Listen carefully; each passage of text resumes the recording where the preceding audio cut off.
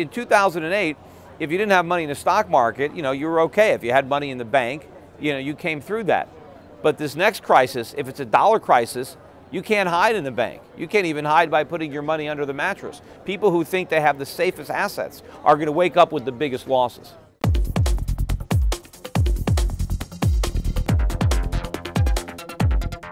Let's talk about the petrodollar. You got the Saudis wondering what the American grand strategy is in the region. It looks like it's pivoting away from Saudi involvement in sort of pegging or anchoring the petrodollar.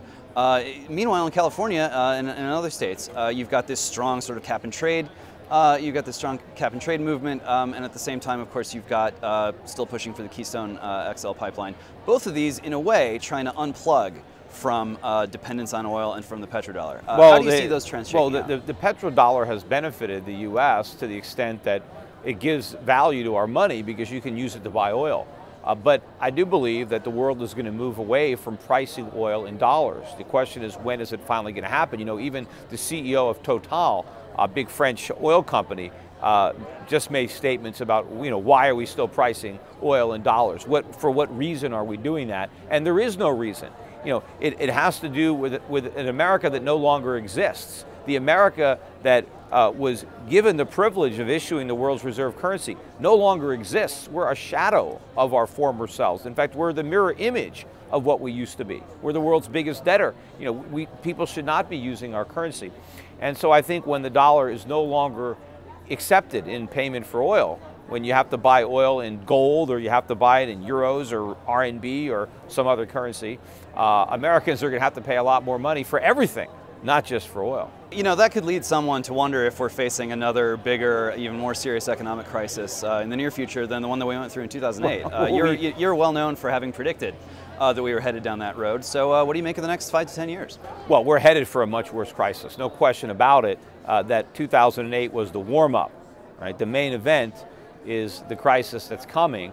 And what's assured that is that the Federal Reserve and the government, everything that they have done subsequent to 2008 has exacerbated the problem they were trying to solve, a problem that they in fact created themselves. And their cure for the problem was doing more of what caused it. And so now we are in much worse shape economically. We are more levered up. We are more addicted to cheap money. We have bigger asset bubbles. And when they pop, and of course they will pop, the fallout is going to be much bigger. The difference is, last time the Fed was able to bail everybody out, the government was able to bail everybody out. The next time there's no bailouts, not even for the government. Even the federal government is going to be placed in a position where it can't pay the interest on the money it borrowed, let alone repay the principal. So I think we're staring at a much worse financial crisis that very well could end up being a dollar crisis, a currency crisis, where we have runaway inflation. And that's going to be a lot worse because in 2008, if you didn't have money in the stock market, you were okay. If you had money in the bank, you came through that. But this next crisis, if it's a dollar crisis, you can't hide in the bank. You can't even hide by putting your money under the mattress. People who think they have the safest assets are going to wake up with the biggest losses.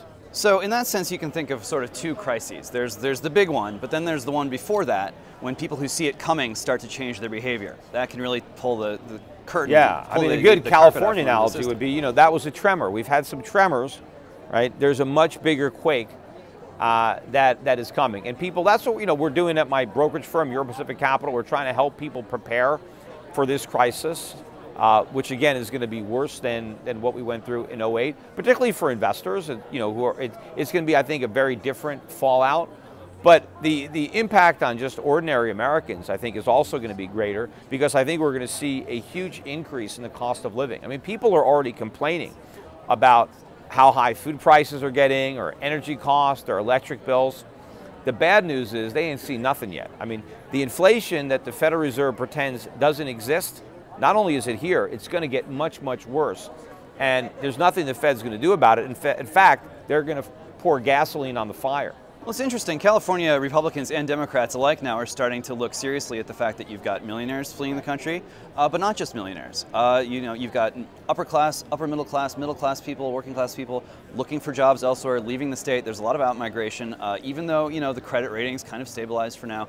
This is a problem that you don't have to be a Republican or a conservative to pay attention to. So if there's a serious crisis, Is that phenomenon going to repeat itself on a national scale? Are people going to start leaving the U.S. for Well, they already are. jurisdictions?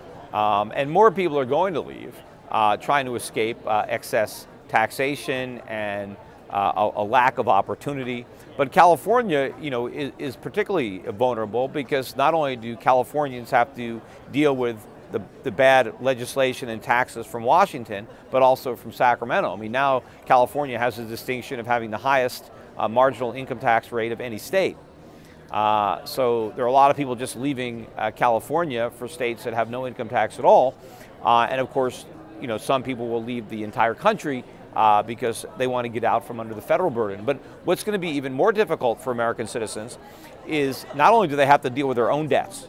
A lot of Americans have mortgages, student loans, car loans, credit card debt, but the federal government has borrowed enormous amounts of money that the American taxpayers are obligated to repay, but they're already broke. So a lot of people are going to want to leave just to get out from under a gigantic debtor's prison, which is really what the United States is becoming. And any real opportunity is being snuffed out. They talk about all these jobs that are being created. The only reason that jobs are being created is because full-time jobs are being destroyed and they're being replaced by part-time jobs. So when you do that, you have more jobs, but they're lousy jobs. It's quantity, but not quality. And you can't, survive on these low-paying part-time jobs. And it's California. You just increased the minimum wage in California. There's some cities that are jacking it up even higher.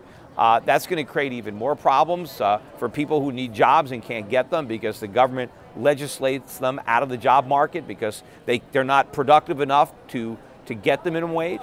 And if people can't get their first job, well, they can't get their second job, they can't get their third job, so they're permanently cut off from the economic job ladder. So what are they going to do?